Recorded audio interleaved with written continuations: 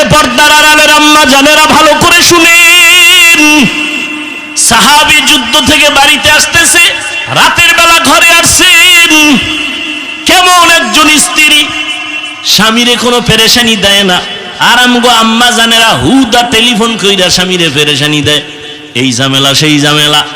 সাহাবীর স্ত্রী বাচ্চা মইরা গেছে, কাপড় চাদর দিয়া ঘুম পাড়ায় রাখছে।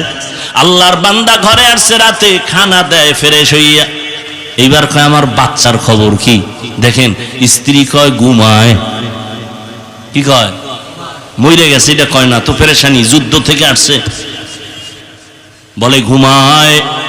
তো বাবাও চিন্তা করছে বাচ্চা ঘুমায়, আর টেনশন করে লাভ কি? খানা খায় ঘুমায় গেলেন। দোনোজন ঘুম থেকে উঠলেন, ফজরের নামাজ পড়লেন। এবার দোনোজন হাসি মুখে কথা বলতেছেন। বাচ্চা তো ঘুমায় তো চির ঘুমে আছে। স্ত্রী এইবার নামাজের পরে কয়, স্বামী একটা কথা বলতে চাই, শুনবেন নি? কয় বলো। রাগ করবেন? কয় না। কয় আপনার কাছে একজনে যদি কিছু জিনিস রাখে, আমানত রাখবেন নি? কয় রাখবো। কয় যদি সময় মতো চায় দিবেন নি? কয় দিব। দিতে গিয়া কি মনটা খারাপ হবে না? কি বলে হবে না? আল্লাহর বান্দি স্ত্রী ডাক দিয়ে কয়, স্বামী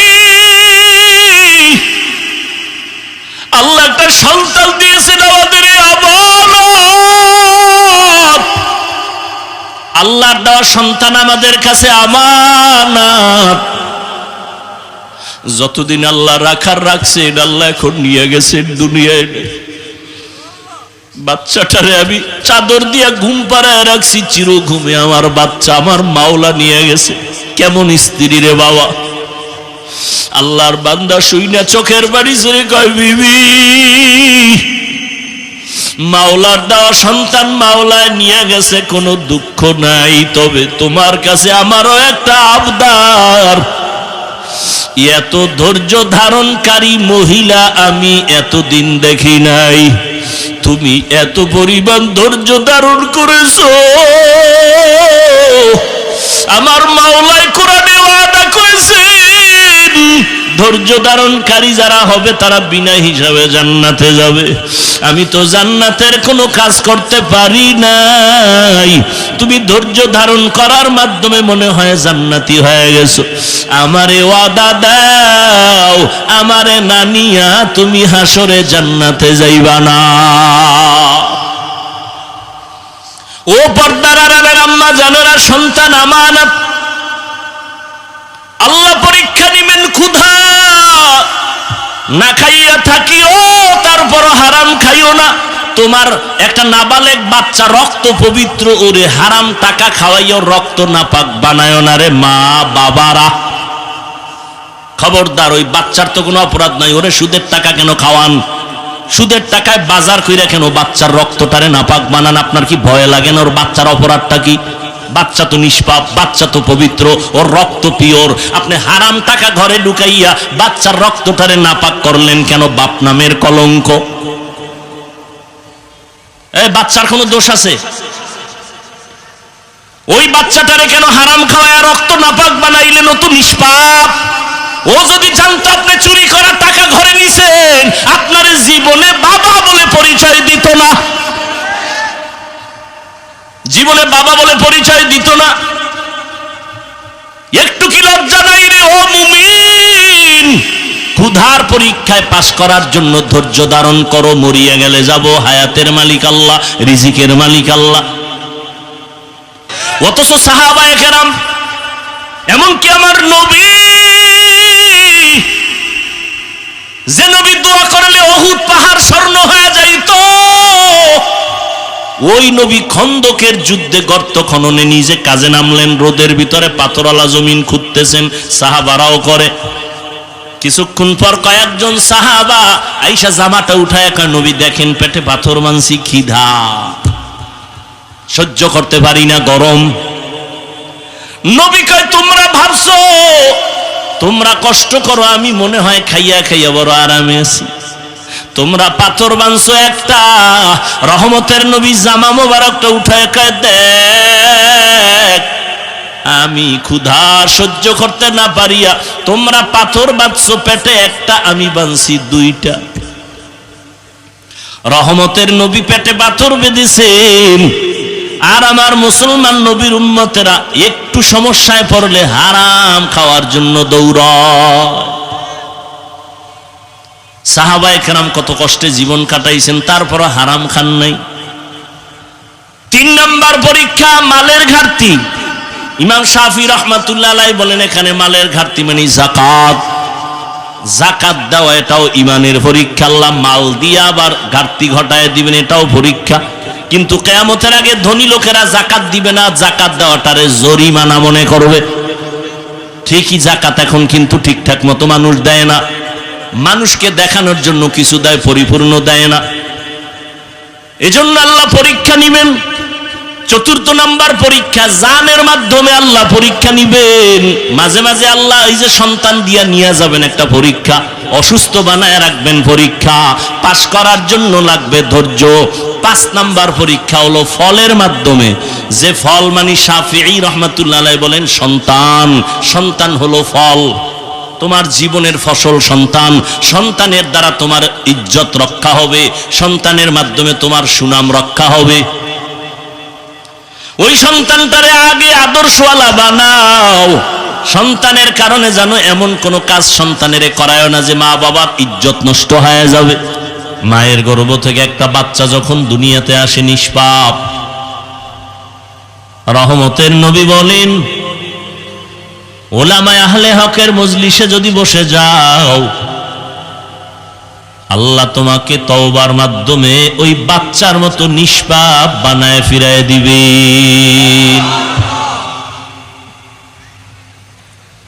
আল্লাহ মুমিনকে পরীক্ষা করবেন, বেঈমানকে না। কেন বলে জান্নাত মুমিন পাবে, বেঈমান পাবে না। আর যাকে বেশি মহব্বত করে তাকেই তো পরীক্ষা করে, যারে মহব্বত বেশি করে না তাকে পরীক্ষাও করে না। যে স্কুল বা কলেজ বা মাদ্রাসার ছাত্র হয় তার জন্য বছরে 3টা পরীক্ষা। যে ছাত্র না ছাত্রী না তার কোনো পরীক্ষা নাই। বেঈমানের পরীক্ষা নাই, কারণ ওরা ঈমানের ঘরের ছাত্র হয় নাই। যারা জান্নাতি লাইনে ঈমান আনিয়া ছাত্র হবে তাদের জন্য পরীক্ষা। পরীক্ষার কোয়ালিটি কেমন? বলে যার ঈমান যত তাজা তার পরীক্ষা তত কঠিন। আল্লাহর মহব্বতের মধ্যে ঈমানের লাইনে সর্বোচ্চ জায়গায় আছেন আম্বিয়ায়ে কেরাম, এজন্য তাদের পরীক্ষা কঠিন। আবার সমস্ত নবীদের মধ্যে আমার নবী আল্লাহ পাকের আরো প্রিয়, এজন্য তার পরীক্ষা আরো কঠিন। বিয়া করবেন এক মাইয়া, দেখছেন 10 বাড়ির মাইয়া, এরকম হয় না? 10 বাড়ির মাইয়া দেখা বিয়া করবে কয়টা? একটা। 10 বাড়ির থেকে 10 জন দেখার পর যার পছন্দ বেশি তার খবর নেয়, তদন্ত করে, তার মধ্যে মোহাব্বতের ঘাটতি আসেনি, পরীক্ষা করে না? আল্লাহ কয় আমি যারে জান্নাত দিব, শান্তির জায়গা, জান্নাতের মধ্যে ঢুকাইয়া আমি আল্লাহ পর্দা ছাড়া ডাইরেক্ট আমার মোহাব্বতের বান্দার সাথে মোলাকাত দিব। এই বান্দারে আমার কাছে আনার আগে একটু পরীক্ষা করা দরকার, এই বান্দা আসলে আমার নাকি আমার দুশমনের বন্ধু। আল্লাহ পরীক্ষা করবেন। আর এই পরীক্ষা করবেন আমার তেলাওয়াতকৃত আয়াতে আল্লাহ 5টা জিনিসের কথা বলেছেন। 5টা জিনিসের দ্বারা পরীক্ষা নিবেন। এই ডিলেটা কমাও, ভলিউম বাড়াও। 5টা জিনিসের মাধ্যমে আল্লাহ পরীক্ষা নিবেন। 1, আল্লাহ পাকের ভয়। 2য় জিনিসের দ্বারা আল্লাহ পরীক্ষা নিবেন, সেটা হলো ক্ষুধা। 3য় জিনিসের দ্বারা পরীক্ষা নিবেন সম্পদের ঘাটতি। 4 জিনিসের দ্বারা পরীক্ষা নিবেন, 4টা হলো জানের ঘাটতি। 5ম নাম্বার হলো ফলের ঘাটতির মাধ্যমে। এই পরীক্ষায় যদি বান্দা পাশ করতে চাও, আল্লাহ বলেন পাশ করার জন্য লাগবে একটা পুঁজি। ওই পুঁজি যদি না থাকে কিয়ামত পর্যন্ত পাশ করতে পারবা না। ওই পুঁজির নাম হলো ধৈর্য। ওই পুঁজির নাম কি? মোবাইলের গজবে দুনিয়াটা শেষ হয়ে গেল। এই জন্য বাধা দিলেও মানে না। এখন কি কয় খাটি আল্লাহ আল্লাহ যারা, এরা কয় আল্লাহ আমারে লইয়া যাও। আর এই নাপাক জায়গায় থাকতে মনে চায় না। কারণ কেউ বাধা দিলে সবাই হলো এক নায়ের মাঝি, তখন কয় হুজুর বেশি বুঝে, এত বুজুর্গিগিরি ভালো না। হুজুরে কি করবে? আল্লাহর ভয় তার অন্তরে আছে, বাধা দিছে শুনে না। হুজুর নিরুপায় কয় আল্লাহ খারাপ মানুষ থাকুক, আমারে নিয়ে যাও। এই জন্য দেখেন ভালো ভালোরা কিন্তু চলে গেছে, যারা ভালো মানুষ চলে যাইতেছে নাই, হাতে গোনা কয়েকজন আছে। এদেরও কুলুষিত করার জন্য এদের বিরুদ্ধেও লেখালেখি করে কিছু বেয়াদব ছাত্ররা, চরম বেয়াদব। কোন আলেমের বিরুদ্ধে লেখা, এটা মা বাবার অভিশপ্ত সন্তান ছাড়া এই বেয়াদবি করতে পারে না। ওর উপরে মা বাবার বরদোয়া আছে।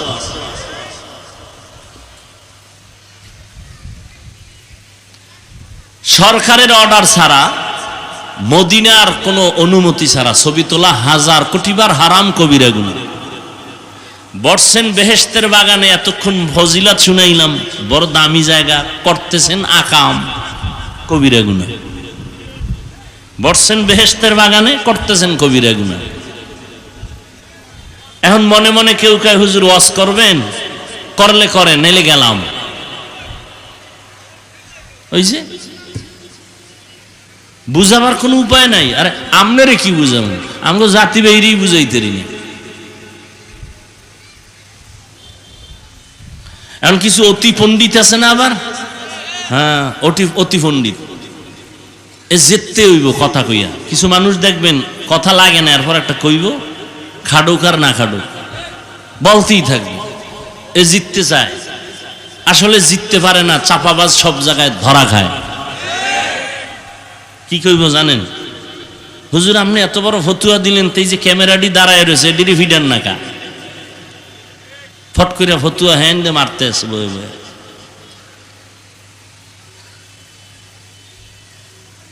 আমরা এই ক্যামেরার জন্য এটা রাখলে সওয়াব হইবে এই বয়ান আমরা কখনো করি না।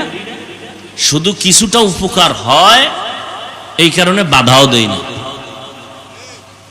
এদের ওয়াজ শুনে বাহিরের কিছু আমাদের দেশি মুসলমান ভাইরা, আমার তদন্ত সাপেক্ষে সঠিক প্রমাণে কিছু পাইছি, এরা জাহান্নামের পথ থেকেই শুধু বয়ান শুই না, জান্নাতের পথে আসছে। আমার কাছে বহু প্রমাণ আছে, এই জন্য বাধা দেই না। তারপর মাঝে মাঝে মাথা গরম হয়ে যায়, না একেবারে বন্ধই করে দেন, কোনো লাভ নাই।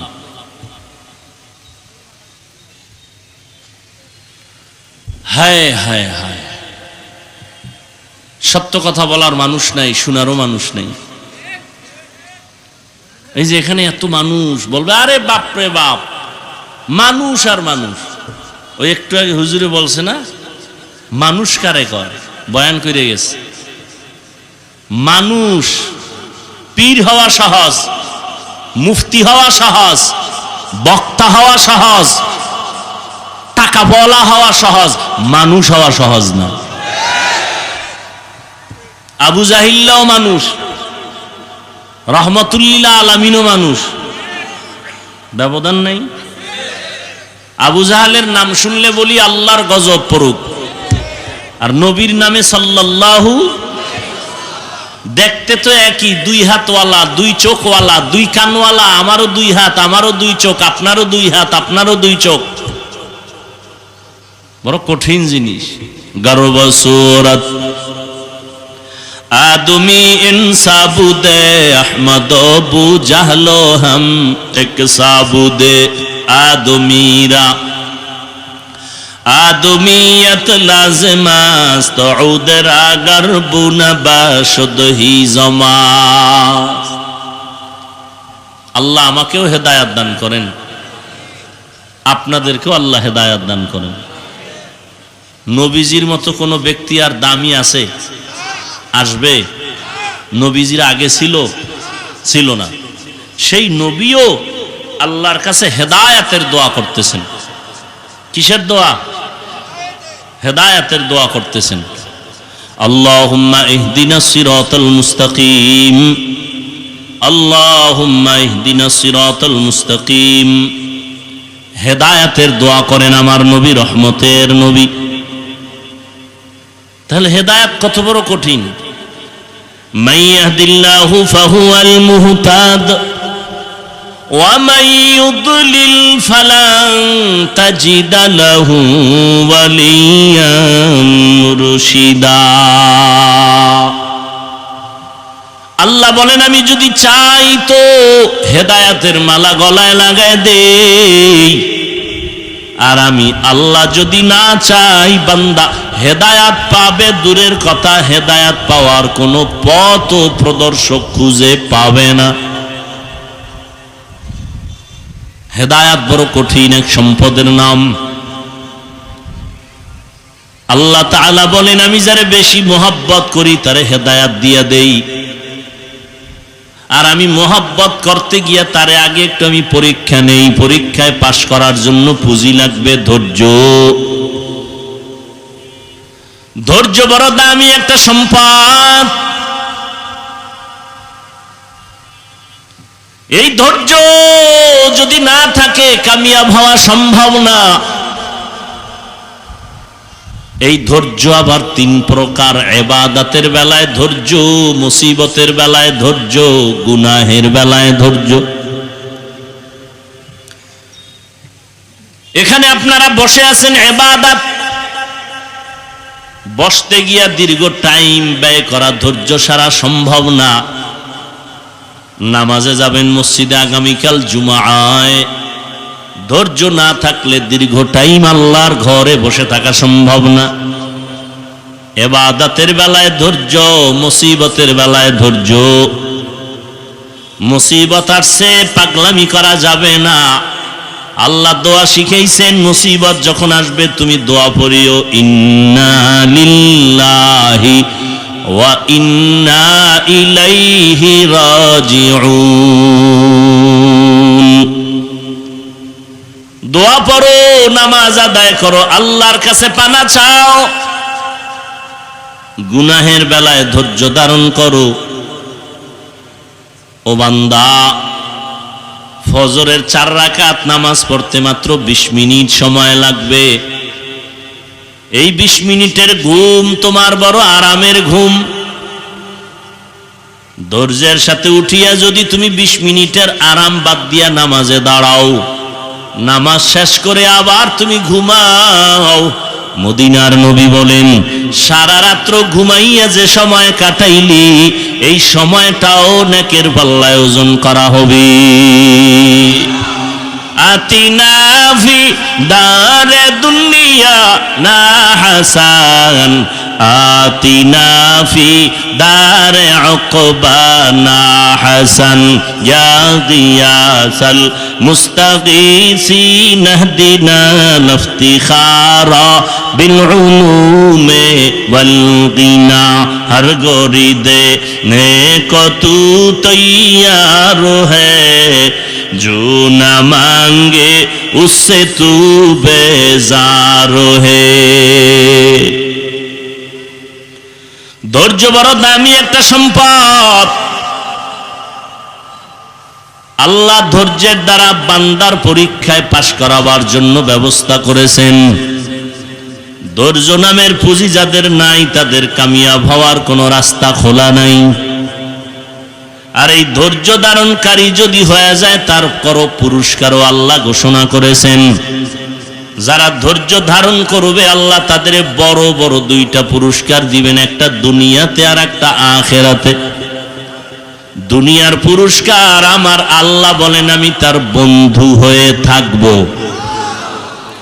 ইয়া আইয়ুহাল্লাযীনা আমানুস্তাঈনু বিস-সাবরি ওয়াস-সালাহ ইন্নাল্লাহা মা'আস সাবিরিন।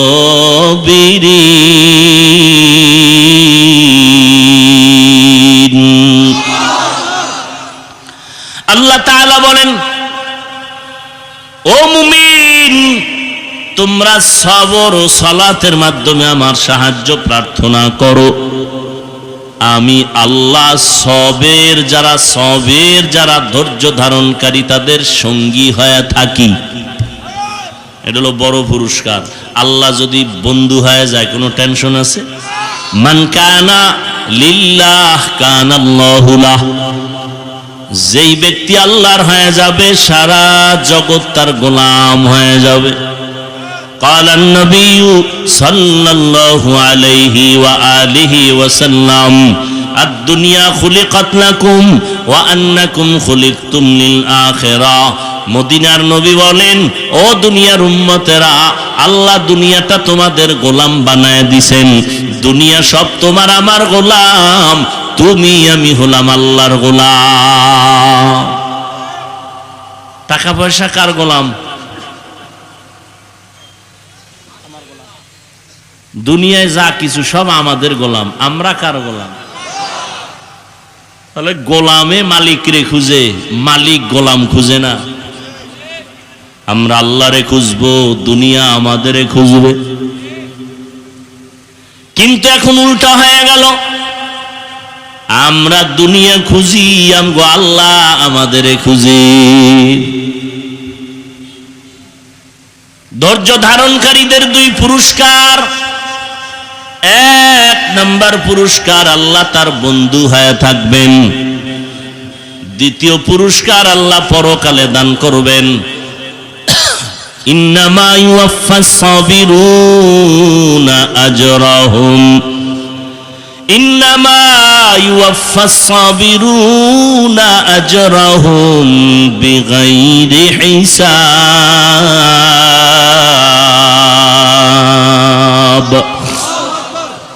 ধৈর্য ধারণকারীদের পরকালের বড় পুরস্কার, বিনা হিসাবে জান্নাত। আরো আস্তে করে বলেন, ইনশাআল্লাহ জান্নাত পেতে চাইতো? হিসাব দিয়া না হিসাব ছাড়া? হিসাব ছাড়া। ধৈর্য ধারণ করো, ধৈর্য ধারণ করলে আল্লাহ আখিরাতে পুরস্কার দিবেন, বিনা হিসাবে জান্নাত পেয়ে যাবে। এরে নবীর আশিক উম্মতের দল, ধৈর্য ধারণকারীদের জন্য সুসংবাদ, বিনা হিসাবে জান্নাত। আর আল্লাহ 5টা জিনিসের দ্বারা দুনিয়াতে পরীক্ষা নিবেন। এই পরীক্ষায় পাশ করার জন্য লাগবে তোমার আমার ধৈর্য। ধৈর্য না থাকলে আপনার আমার নবীও পাশ করতে পারতেন না। এজন্য আমার আল্লাহ বার বার ধৈর্যের বয়ান করেন। ইয়া আইয়ুহাল্লাযীনা আমানুসবিরু ওয়া সাবিরু ওয়া রাবিতু ওয়াত্তাকুল্লাহা লাআল্লাকুম তুফলিহুন।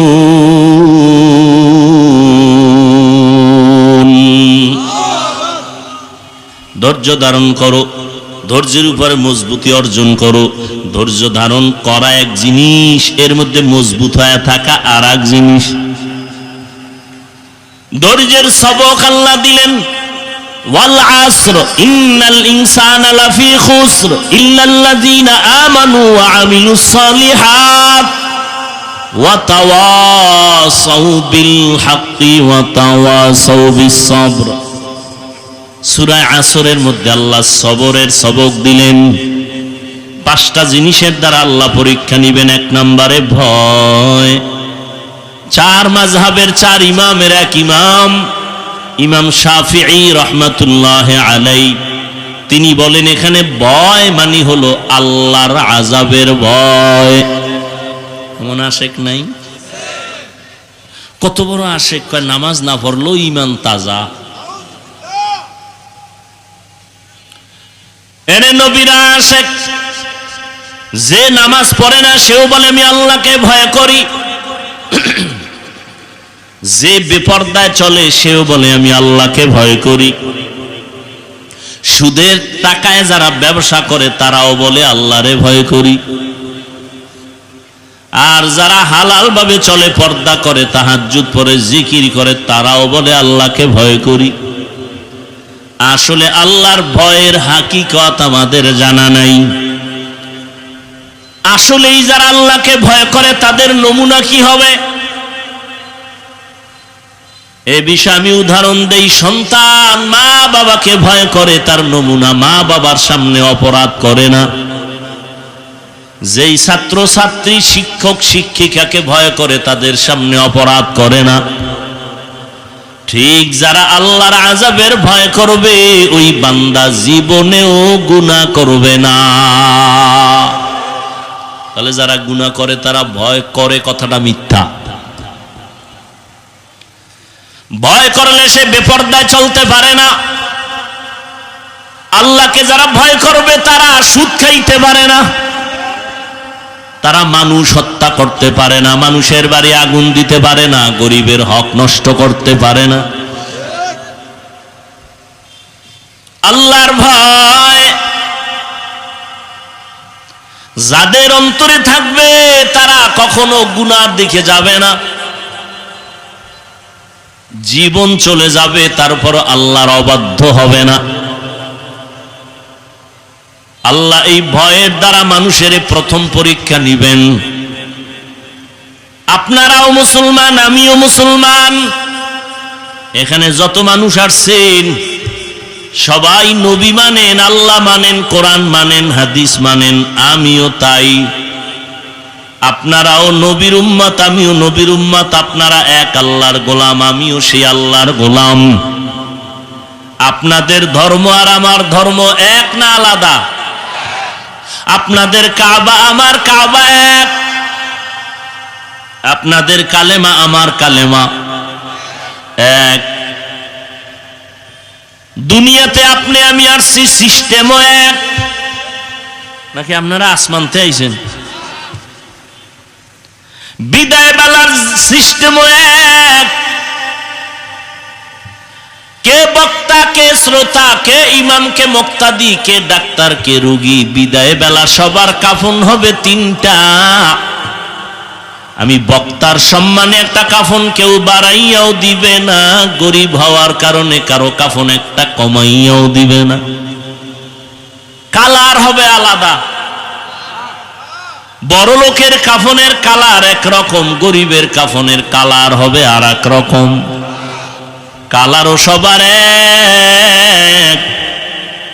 আজকে আমি বক্তা দিয়া ভাব দেখাই, আপনি টাকার ভাব দেখান, ক্ষমতার ভাব দেখান, সবার ভাব সাদা কাফনে ঢুকার পরে আর থাকবে না।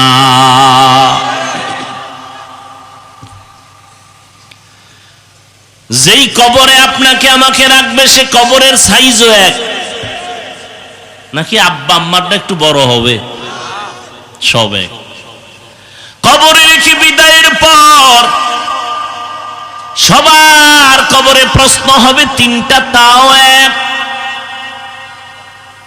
নাকি হুজুরদের প্রশ্ন একটু আলাদা হবে? সবার প্রশ্ন তিনটা এক। আমাকে যেই প্রশ্ন করবে আপনাদেরও সেই প্রশ্ন করবে, বেঈমানেরও সেই প্রশ্ন করবে। তিনটা, রবের পরিচয় দাও, ধর্মের পরিচয় দাও, রাহমাতুল লিল আলামিনের পরিচয় দাও। এই তিনটা প্রশ্ন সবার বেলায় এক। জবাব শুধু হুজুরেরা দিতে পারবে। কি গ্যারান্টি আছে? কোনো গ্যারান্টি নাই। যদি থাকতো জান্নাতের টিকিট হাতের মধ্যে পাইয়া সাহাবায়ে কেরাম জীবনভর কান্না করতেন না। আবু বকরের মতো সাহাবীর কান্নার আওয়াজ, ওমরে ফারুকের কান্নার আওয়াজ। ও যুবক, আমিও তোমার মতো যুবক। তোমার আমার আল্লাহ এক, কোরআন এক, কাবা এক, ধর্ম এক, কালেমা এক। তোমাকে আমার আজকে বয়ান করতে হবে কেন? আজকে তো বয়ান করব উত্তরবঙ্গে পঞ্চগড় ঠাকুরগা গিয়া, কারণ সেখানে টাকা দিয়া দিয়া মুসলমানের একা দিয়ে নিবা নাই। কথা কয় না? এই বেটা সত্য কথা স্বীকার করতে বলছি না? না বাপ দেখাও বয়ে বয়া? আজকে বয়ান করা দরকার চট্টগ্রাম হিল ট্যাক্সে, কারণ ওখানে খ্রিস্টান মিশনারিরা মুসলমানের টাকা দিয়া খ্রিস্টান বানায়। খবর নেই, ও খবর লয় লাভ কি?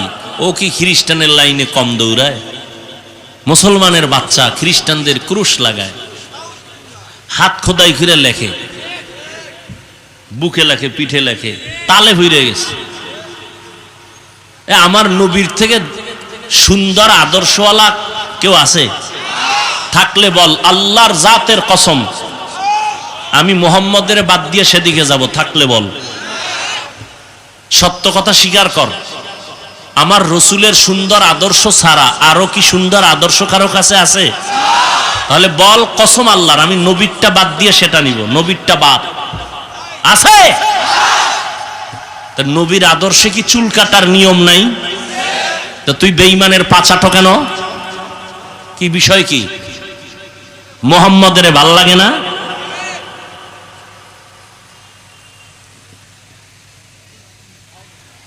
আমরা কি রসুলের আদর্শ মাইনা ঠইকে গেছি?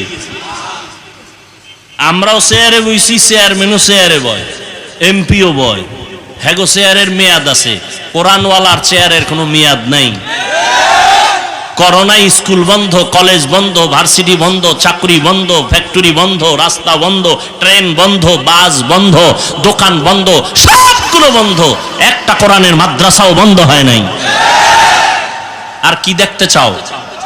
চোখের সামনে বাবায় করোনায় আক্রান্ত, মরিয়েই গেছে। বড় বড় আজদাহা দুইটা ছেলে শিক্ষিত, লোকের টাকা দিয়ে কয় লাশটা রাস্তায় ফালায় জানালা লক করে দিছে। এই কুলাঙ্গার গুলো দেখলো না জানলা খুইলা, বাবার লাশটা কুত্তায় খাইলো না জানাজা হইল। আর সেই লাশ কি হয়েছে জানো? ইতিহাস ভুলে যাস না যুবক। সেই লাশ আমার দেশের কিছু প্রশাসনিকভাবে আইন শৃঙ্খলা পুলিশ বাহিনী আর বড় এক অংশ ওলামায়ে কেরাম টুপিওয়ালারাই লাশগুলো কাঁধে নিয়ে শত শত করোনার লাশ গোসল করাইয়া, জানাজা পড়াইয়া, কাফন পরাইয়া কবরে রাখছে। একটা হুজুরও করে নাই, মরে নাই। আর কি দেখতে চাও? যদি কেউ দাঁড়ায় বলতে পারো, হাফিজ ভাই মুহাম্মদের লাইনে চলতে গেলে না খায় মরা লাগে, মুহাম্মদের লাইনে চলতে গেলে সম্মান থাকে না, প্রমাণ দে। আমি আর এই লাইনে বয়ান করব না, বয়ান বাদ।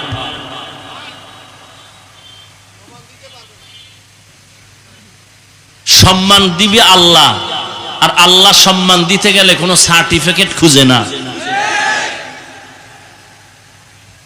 তাহলে আমার মতো দুর্বল বান্দা কুয়াকাটার থেকে এখানে সম্মানের সাথে আসতে পারতো না। সম্মান কে দেয়? না মানুষ দেয়? মানুষের হাতে যদি চাবি থাকতো সম্মান বাড়ানো কমানো, তো আমাকে হুজুর গো কত আগে মাইরে লাইতো। নাই চাবি, এরপরও ধাক্কা ধাক্কিটা কম করে না। ইমামের এখান থেকে সরাও, জুমার বয়ান গরম, এরে বাদ দাও, নরম বয়ান আলা হুজুর আনো। আনছে নরম বয়ান আলা, নরম বয়ানের পরে কয় নাই হুজুরের ইমানই দুর্বল, না এরে হবে না, বাদ দাও। আছে না নাই? আহ ও যুবক, তোমার ভয় নাই যে আমি তোমার হুজুর বানাইতেছি? কোনো ভয় নেই। আমি কোনো দলও করি না যে তোমার ডাকবো যে আমার একটা দল আছে এনে ঢুকো, কোনো টেনশন নেই। আর আমি তোমাকে বলবো না তুমি তাবলীগ করতেই হবে, নাইলে কালকে থেকে তুমি জাহান্নামী, এটাও বলবো না, কোনো ভয় নেই। তুমি স্কুলে পড়ো, আমি কলিজা দিয়ে একটা দোয়া করে যাবো আজকে, যেন আল্লাহ তোমাকে স্কুলেই রাখিয়া সম্মানের ডাক্তার বানায়, ইঞ্জিনিয়ার বানায়, প্রফেসর বানায়। আমি দোয়া করে যাব এবং তোমাকে সাহস দিয়া যাব। স্কুল ছাড়বি না, কলেজ ছাড়বি না, ডাক্তারি ছাড়বি না, ওখানে থাক, থেকে একজন ডাক্তার হ, ইঞ্জিনিয়ার হ। তবে দাবি একটা, বেয়াদব হবি না। মা বাবার সাথে বেয়াদবি করেছো, ক্ষমা চা তাড়াতাড়ি, আল্লাহ ক্ষমা দিবে না, দিবে না, দিবে না। শিক্ষকের সাথে বেয়াদবি করেছো, আল্লাহ কোনোদিন মাফ করবে না, শিক্ষক মাফ না করা পর্যন্ত। ধ্বংস হয়ে যাবি, মরার আগে বিছানায় পঙ্গু হয়ে যাবি, লেখা রাখ। সব জায়গায় বেয়াদবি চলে না। আলেমেরে কষ্ট দিছো, ক্ষমা চা, আল্লাহর কাছে চাইলে হবে না, এটা বান্দার হক। আগে বান্দা মাফ করবে, তারপরে আল্লাহ করবে। খুব সাবধান। বহু চালাক রাস্তায় ল্যাংটা হয়ে ঘুরে, ইংলিশে কথা কয়, রাস্তার পাগল ইংলিশে কথা কয় কেন? কয় ওর জন্য আলাদা ইংলিশ কোচিং হয়। ও ভালো ছাত্র ছিল, বেয়াদবি করার কারণে পাগল হয়ে গেছে। এটা মাথায় ঢুকা।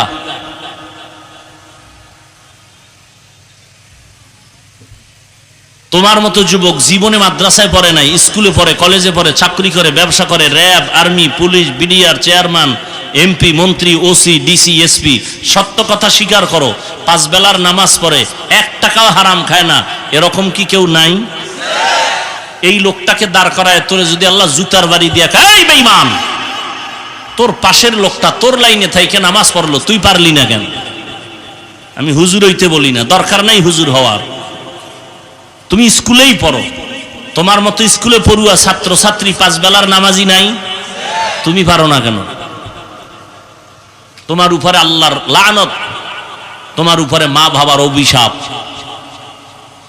তোর বয়স মাত্র 24, 27, 30, 40 পর্যন্ত চেহারা থাকবে উজ্জ্বল। তোর চেহারার ভিতরে কার্টুন কার্টুন ভাব কেন বলতো? তোর চেহারার মধ্যে আকর্ষণ নাই কেন? মায়া লাগে না কেন তাকাইলে? বিষয় কি? কি পরিমাণ গুনাহ করছো রাত্রে মোবাইল দিয়ে, হিসাব করতো? কেউ দেখার দরকার নাই।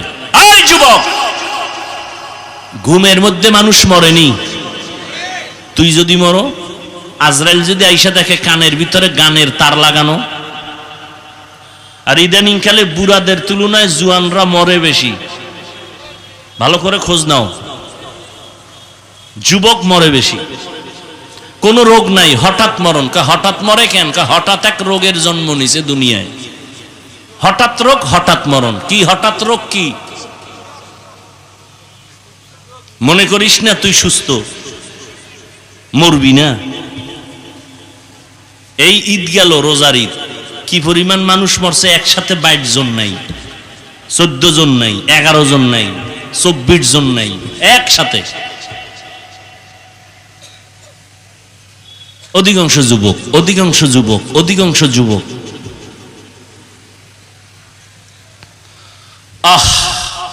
প্রত্যেকটা সন্তান মা বাবারে কাঁদাইছে, কষ্ট দিছে শুধু মোবাইলের কারণে। শিক্ষকের সাথে বেয়াদবি করেছে এই মোবাইলের কারণে। চাকরির জন্য ঘুষ দিবি কেন? সততা নিয়ে চল, আল্লাহ ইজ্জতের দরজা খুলে দিবে। টেরও ভাবি না, হুজুর হওয়া লাগবে না। আমার দেশে দামি ডাক্তার নাই, বিদেশে হায়ার করে নিয়ে যায়। কবি নজরুলের ইতিহাস পড়ো, তোর মতো রাতে আকাম করলে মোবাইল দিয়া, জীবনে কবি নজরুলের নাম কেউ নিত না। রবীন্দ্রনাথের ইতিহাস পড়ো, কি হয়েছ জীবনে? 24 বছর বয়স, 25 বছর বয়স, ক্লাস 8-এ পড়ে, বাসায় গিয়া প্যান্ট শার্ট খুইলা থুইয়া দেয়। দুইবে কে? আমার আম্মা আছে না চাকরানি, আম্মা দুইব। তোর লজ্জা থাকলে আবার দাঁত বের করো। কোন লজ্জায়? যা বলছি তাতে তো কান্না করা দরকার। হাসো কেন? লজ্জা নাই, এজন্য তোর হাসি পায়। আমি তো হাসির কথা বলি না, আমি কান্নার কথা বলেছি। অথচ উচিত ছিল মায়ের কাপড় তুই ধুয়ে দিবি, নিজের মশারি নিজে টানাবি, মায়েরটাও টানায় দিবি। এটাই তো তোর থেকে মা বাবা আশা করছিল, কিন্তু করতেছ কি? বাবার টাকা চুরি করতেছ আর মায়ের সাথে বেয়াদবি করতেছ। মা ঘরের কোনায় বসে বসে কাপড়ের আঁচল দিয়ে পানি মুছে আর কাঁদে। তুই যদি এখন মরো, তোর মা একদিকে কাঁদবে কিন্তু মনে মনে বলবে আলহামদুলিল্লাহ, একটা বালা মুসিবত দূর হয়ে গেছে। তুই কত বড় নির্লজ্জ হয়ে গেছো চিন্তা কর। তোর কপালে কতটা অভিশাপ মায়ের। দিলকে জিজ্ঞাসা কর, অন্তরকে জিজ্ঞাসা করতো, তোর কোনো আচরণে শিক্ষকরা তোরে সুনাম কয়নি? এমন কোন আচরণ জীবনে করছো মসজিদের ইমাম সাহেব দোয়া করবে, মা বাবা দোয়া করবে, এমন কোন ভালো কাজ করছো? নাই যে তা না। ওই যে বললাম, তোমার মতো যুবক র্যাব, আর্মি, পুলিশ, বিডিআর নামাজ পড়ে, আছে তো, নাই তো তা না, কিন্তু তোমার অবস্থা কি?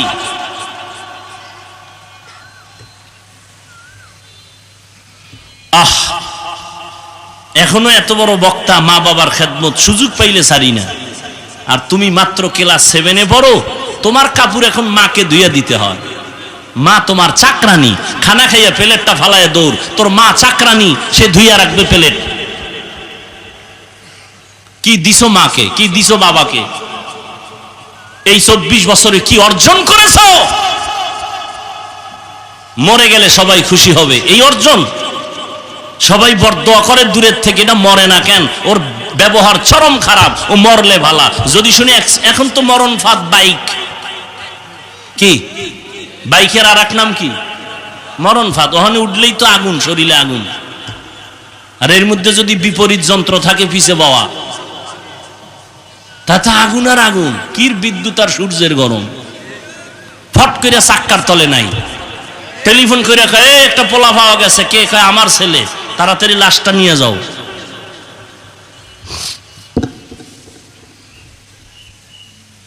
একটু চিন্তাও করে না, একটু চিন্তাও করে না। কি ধান্দায় পড়ে আছে আল্লাহ পাকই জানে। ওয়ালানাবলুওয়ান্নাকুম বিশাইইম মিনাল খাউফি ওয়াল জুই ওয়া নাকসিম মিনাল আমওয়ালি ওয়াল আনফুসি ওয়াস সামারাত। যুবক বাবারা, রসুলের দাবি নিয়ে বলছি, কারোর সাথে কোনো দুশ্মনী নেই। তুমি ভালো হও, তুমি ডাক্তার হও, তোমার সম্মান এমন হোক সারা দেশবাসী চিনবে। তুমি এটা কোন থানা? মাদারগঞ্জের ডাক্তার হবা কেন? তুমি ডাক্তারি পরে এতটা সম্মানিত হও যে গোটা দেশবাসী তোমাকে এক নামে চিনবে, অমুক ডাক্তার। সেই অর্জনটা চাওনি আল্লাহর কাছে? দিল থেকে বলো তো, এখানে যারা স্কুল কলেজে পড়ো, তুমি সম্মানিত হও, তোমার লাইনে প্রফেসর হও, ইঞ্জিনিয়ার হও, তবে সর্বোচ্চ সম্মান হোক, এটা চাও? হয় না? যুবকরা বোবা হয়ে রয়েছে। আসলে চাও? তাহলে দুইটা পরামর্শ দিয়ে যায়, মানবি কিনা ওটা আল্লাহ জানে। মা বাবার অভিশাপ যদি কপালে লেগেই যায়, তোর কপালে অর শেষ, তোর কপালে আর অস ঢুকবে না। যদি সম্মানের কিছু পেতে চাও, যে লাইনে থাকো, সম্মানিত হতে চাও, ডাক্তার হইয়া, ইঞ্জিনিয়ার হইয়া, দুইটা পুঁজি লাগবে। কয় পুঁজি? এক নাম্বার পুঁজি সুস্থতা। কি? তুমি ভালো ব্রেনিয়ান ছাত্র কিন্তু অসুস্থ, চাকরিতে ঢুকছো 1 মাস নাই, কি? কয় অসুস্থ। রে বাদ দাও, বিদায়। এজন্য সুস্থতা অপরিহার্য। তোমার এক পুঁজির নাম সুস্থতা। আর সুস্থতার জন্য আল্লাহর পক্ষ থেকে একটা ফ্রি ঔষধ আছে, ফ্রি, টাকা লাগে না। এটা এমন ঔষধ ব্যবহার না করলে ওর পৃথিবীর কোনো ঔষধে আর অসুস্থ হবে না। ঔষধের নাম রাতের ঘুম। কিসের ঘুম? রাতের ঘুম। তবে প্রথম অংশের ঘুম না, শেষ ভাগের ঘুম না, মধ্য অংশের ঘুম। আমি বানায় কই না। আজকে বাসায় গিয়া মোবাইলটা তো খুলবি, প্রতিদিন তো আকাম করো, আজকে একটা ভালো কাজ করিস। যুবক বাবারা, বাসায় গিয়া মোবাইলে গুগলে সার্চ দিবা, রাতের ঘুম শরীরের ঔষধ কোন অংশে, লেখে সার্চ দিবি। আমগো হুজুর টুজুর নাই ওখানে, সব তোমগো গুরু, প্যান্ট শার্ট টাইওয়ালারা বয়ে রয়েছে। হ্যাঁ, সব দেখবা থিওরি ডিটেলস সেখানে দেওয়া আছে। গুগলে সার্চ দাও, রাতের ঘুম শরীরের মহা ঔষধ, ফ্রি। প্রথম অংশ না, শেষ অংশ না, কোন অংশ? মাঝের অংশ। আজকে সেই সুস্থতাকে জবাই করতেছো মোবাইল দিয়া। তুমি মনে গায়ে লাগে না, মোবাইল চালাইতেছো। ডাক্তারের কাছে যাই দেখ তোর চোখের পাওয়ার কত কমছে, দেখবি টের পাবি। তোর কিডনি ড্যামেজ হয়ে যাইতেছে, হার্ট দুর্বল, মাথা ব্যথা বাইরে গেছে আগের তুলনায়। আর একটা পুঁজি লাগবে, না হয় জীবনে সম্মান পাবি না। দ্বিতীয় পুঁজি হলো সৎ চরিত্র। কি চরিত্র? এই দোনোটাই জবাই করছো গজবের মোবাইল দিয়া। তুমি কথা হাইসা উড়ায় দাও আর যাই করো, কথাটা লেখা রাখো তোমার ডায়েরিতে। যদি চরিত্র খারাপ হয়, তুই যদি ভালো সুস্থ হও, তোর জুতার বাড়ি ছাড়া কোনো শান্তি নেই। যেখানে যাবি জুতা মোবারক রেডি। অতএব সুস্থতা আর চরিত্র এই দুইটা ঠিক রাখার জন্য মোবাইল ছেড়ে দাও। ওই যে বাচ্চার হাতে মোবাইল দিছে, কি সম্মানিত মা বাবা, কি দামি মা বাপ। মানে ছুরি হাতে লয়ে গলার উপরে জবাই সারা, ইনডাইরেক্ট জবাই করতেছে বাচ্চার হাতে মোবাইল দিয়া। কত বড় নিকৃষ্ট পিতামাতা, কত বড় বেখবর নির্মম। একটা বাচ্চার হাতে মোবাইল তুলে দিছে। কোটি কোটি টাকার মালিক, 5-7টা বাড়ির মালিক, গুলশানে কাম কাঁদতেছে, হুজুর আসেন একটু ছেলেটারে দোয়া পড়ে দেন। কথা বলে না। বয়স কত? 5-6 বছর। কথা বলে না। সমস্যা কি? জন্ম থেকে বলে না। মোবাইল দেখতে দেখতে বোবা হয়ে গেছে। আমি বললাম কি করি? তেল ভরা। আমি কিনা জুতো ভরা দিলেও কাজ হবে না। শেষ। আল্লাহ বেজার হয়ে গেছে। আর এই জন্য বাপ মা দেয়। এখন কাঁদতেছে, মাও কান্দে, বাপেও কান্দে। করলাম কি?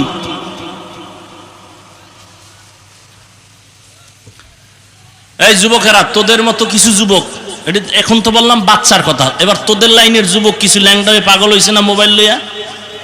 এই ফ্রি ফায়ার গেম খেয়েছিস না, পাগল হয় নাই? তুইও পাগল হবি, ডেটটা দেখ হবে। তুইও তো ওই পথের যাত্রী, তুইও তো ল্যাংটা হয়ে পাগল হবি, কারণ ওই পথের যাত্রী তুইও। বাবার টাকা চুরি করছো এই গেমস খেলতে গিয়ে, মায়ের টাকা চুরি করছো এই মোবাইলের কারণে। কি করো নাই বল? এখন রাস্তা একটা খোলা, তওবা করো, মোবাইল ছেড়ে দাও। টাকার পিছনে ঘোরো কেন? মানুষের পিছনে ঘোরো কেন? মানুষ তোমার পিছনে ঘুরবে, টাকা তোমার পিছনে ঘুরবে। শুধু একটু সুস্থ থাকো, চরিত্র ঠিক রেখে লেখাপড়ায় আগায় যাও।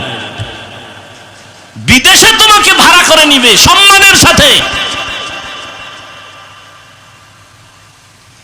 রাগ করলা বাবা? পাও দুইটা ধরে আমি বলছি, যদি বলো হুজুর নাইমা ধরেন, বলতে আমি নিচে নামি আসি। পাও ধরে বলছি মাফ করে দিও। যুবকদেরকে বলছি, কলিজা থেকে মোহাব্বতের সাথে বলছি, কোনো দুশ্মনী নেই। তুমি স্কুলে পড়ো, কলেজে পড়ো, আর কেমনে বুঝাইলে বুঝবা? তুমি চাকরি করো, ব্যবসা করো, তুমি যে লাইনে থাকো, 5 বেলার নামাজ পড়ো, মা বাবার দোয়া নেও, ওলামায়ে কেরামের পরামর্শ নেও, শিক্ষকদের সাথে আদব রক্ষা করে চলো, তোমার জীবনটা সূর্যের মতো আলোকিত হয়ে যাবে ইনশাআল্লাহ। তোমার কাছে আমার আর কোনো ওয়াজ নাই, আমার ওয়াজের মূল থিম এটাই। মা বাবার দোয়া নিয়ে চলো, শিক্ষকের দোয়া নাও, ওলামায়ে কেরামের দোয়া নাও, রসুলের আদর্শ মতে 5 বেলার নামাজ পড়ো,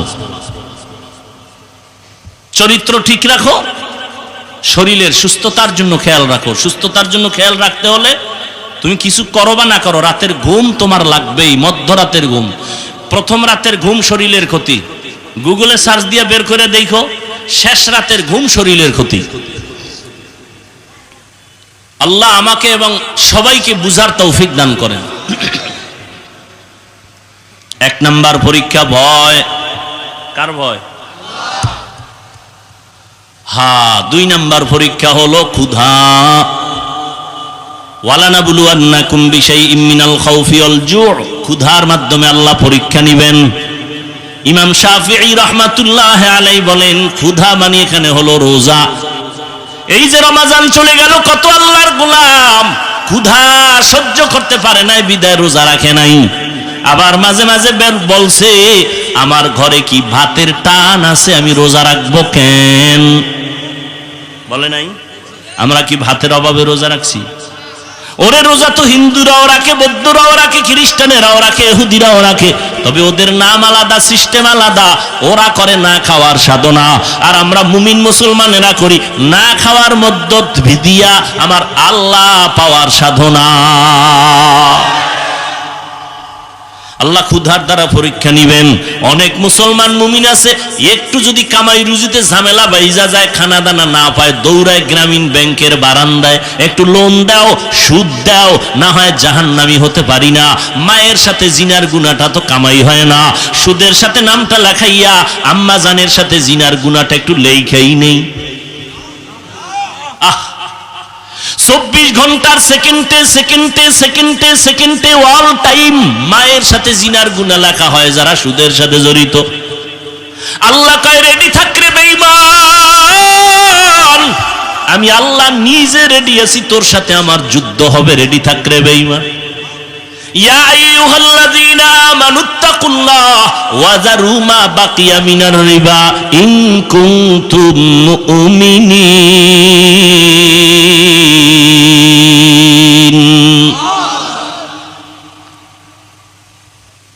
আল্লাহ বড় মারাত্মক এক গুনাহ সুদের সাথে জড়িত থাকা। হজ কবুল হবে না, রোজা কবুল হবে না, নামাজ কবুল হবে না, জীবনে যত মোনাজাত দিবে কবুল হবে না। তওবা না করিয়া যদি মরে চিরস্থায়ী জাহান্নামী। কোরআনের আয়াত সূরা বাকারা 275 নম্বর আয়াত, 76 নম্বর আয়াত, 74 নম্বর আয়াত, পুরো পৃষ্ঠাই সুদের বয়ান। সূরা বাকারা খুলো। আমরা তো আরবি কইছি, বুঝতে কম সমস্যা, মোবাইলে বাংলা কোরআন ডাউনলোড করে নামাও, নামায়া বাকারা খুলো, 275 নম্বর আয়াত। সম্মানিত সুদখোরদেরকে আল্লাহ কি সুন্দর হাদিয়া দিয়েছেন, সেখানে লেখা আছে। এই বয়ান কোনো জুমার খতিব করলে আর চাকরি শেষ, বলবে সূর্য ডুবার আগে বাড়িতে ঘুরে আইও, ঠিক নেই? আল্লাহ হেদায়েত দান করুন, আল্লাহ হেদায়েত দান করুন। অথচ সাহাবায়ে কেরাম, এমনকি আমার নবী, যে নবী দোয়া করলে উহুদ পাহাড় স্বর্ণ হয়ে যাইত, ওই নবী খন্দকের যুদ্ধে গর্ত খননে নিজে কাজে নামলেন। রোদের ভিতরে পাথরওয়ালা জমিন খুঁড়তেছেন, সাহাবারাও করে। কিছুক্ষণ পর কয়েকজন সাহাবা আইসা জামাটা উঠায় কয়, নবী দেখেন পেটে পাথর মানসি, খিদা সহ্য করতে পারি না, গরম। নবী কয়, তোমরা ভাবছো তোমরা কষ্ট করো, আমি মনে হয় খাইয়া খাইয়া বড় আরামে আছি। তোমরা পাথর বানছো একটা, রহমতের নবী জামা মোবারকটা উঠায় কয়, দেখ আমি ক্ষুধা সহ্য করতে না পারিয়া তোমরা পাথর বাঁধছো পেটে একটা, আমি বানছি দুইটা। রহমতের নবী পেটে পাথর বেঁধেছেন, আর আমার মুসলমান নবীর উম্মতেরা একটু সমস্যায় পড়লে হারাম খাওয়ার জন্য দৌড়ায়। সাহাবায়ে কেরাম কত কষ্টে জীবন কাটাইছেন, তারপরও হারাম খান নাই। ধৈর্য, মুসিবতের বেলায় ধৈর্য, একটু ধৈর্য ধারণ করো। ঘরের মধ্যে বাচ্চা একটা আর বউ ছাড়া কেউ নেই। সাহাবী যুদ্ধের ময়দানে রওয়ানা, যুদ্ধ পরিচালনা করে গাজীর মর্যাদা নিয়ে বাড়িতে রওয়ানা। যে দিন আসবেন তার আগের রাত্রে তার সন্তান বাচ্চাটা মরে গেছে। এরে পর্দার আড়ালের আম্মা জানেরা ভালো করে শুনেন, আল্লাহ আপনাদের অনেক ধৈর্য ধারণকারীদের মধ্যে বানাইছেন, কিন্তু মাঝে মাঝে আপনারা অধৈর্য হয়ে যান। ধৈর্য ধারণ যদি কইরা স্বামীরে কন্ট্রোলে রাখতেন, কোনোদিন স্বামী হারাম খাইতো না। স্বামীকে যদি বলতেন, স্বামী আমার কষ্ট জীবন ভর করব, তারপরও আমার বাচ্চারে হারাম খাওয়াইয়া রক্ত নাপাক বানাবো না। কষ্ট কইরা এক বেলার খানা 6 বেলায় খাবো, তারপরও সুদের সাথে যাব না। ও আম্মা জান, আপনার এই ভূমিকা যদি থাকতো, কোনো ঘরে হারাম ঢুকতো না। সাহাবী যুদ্ধ থেকে বাড়িতে আসতেছে, রাতের বেলা ঘরে আসছেন। কেমন একজন স্ত্রী, স্বামীরে কোনো পেরেশানি দেয় না। আর আমগো আম্মা জানেরা হুদা টেলিফোন কইরা স্বামীরে পেরেশানি দেয়, এই ঝামেলা সেই ঝামেলা। সাহাবীর স্ত্রী বাচ্চা মইরা গেছে, কাপড় চাদর দিয়া ঘুম পাড়ায় রাখছে। আল্লাহর বান্দা ঘরে আসছে, রাতে খানা দেয় ফ্রেশ হইয়া। এইবার কয়, আমার বাচ্চার খবর কি? দেখেন স্ত্রী কয় ঘুমায়, কি কয় মইরে গেছে, এটা কয় না তো, পেরেশানি, যুদ্ধ থেকে আসছে বলে ঘুমায়। তো বাবাও চিন্তা করছে বাচ্চা ঘুমায়, আর টেনশন করে লাভ কি? খানা খায় ঘুমায় গেলেন। দোনোজন ঘুম থেকে উঠলেন, ফজরের নামাজ পড়লেন। এইবার দোনোজন হাসি মুখে কথা বলতেছেন। বাচ্চা তো ঘুমায় তো চির ঘুমে আছে। স্ত্রী এইবার নামাজের পরে কয়, স্বামী একটা কথা বলতে চাই, শুনবেন নি? কয় বলো। রাগ করবেন? কয় না। কয় আপনার কাছে একজনে যদি কিছু জিনিস রাখে, আমানত রাখবেন নি? কয় রাখবো। কয় যদি সময় মতো চায় দিবেন নি? কয় দিব। দিতে গিয়া কি মনটা খারাপ হবে না? কি বলে হবে না। আল্লাহর বান্দি স্ত্রী ডাক দিয়ে কয়, স্বামী আল্লাহ একটা সন্তান দিয়েছেন আমাদের, আমানত। আল্লাহর দেওয়া সন্তান আমাদের কাছে আমানত। যতদিন আল্লাহ রাখার রাখছেন, আল্লাহ এখন নিয়ে গেছেন দুনিয়ায়। বাচ্চাটারে আমি চাদর দিয়া ঘুম পাড়ায় রাখছি, চির ঘুমে আমার বাচ্চা আমার মাওলা নিয়ে গেছে। কেমন স্ত্রী রে বাবা! আল্লাহর বান্দা শুইনা চোখের বাড়ি ছেড়ে কয়, বিবি মাওলার দেওয়া সন্তান মাওলায় নিয়ে গেছে, কোনো দুঃখ নাই। তবে তোমার কাছে আমারও একটা আবদার, এত ধৈর্য ধারণকারী মহিলা আমি এতদিন দেখি নাই। তুমি এত পরিমাণ ধৈর্য ধারণ করেছো। আমার মাওলাই কোরআনে ওয়াদা করেছেন, ধৈর্য ধারণকারী যারা হবে তারা বিনা হিসাবে জান্নাতে যাবে। আমি তো জান্নাতের কোনো কাজ করতে পারি নাই, তুমি ধৈর্য ধারণ করার মাধ্যমে মনে হয় জান্নাতি হয়ে গেছো। আমারে ওয়াদা দাও, আমারে নানিয়া তুমি হাসরে জান্নাতে যাইবা না।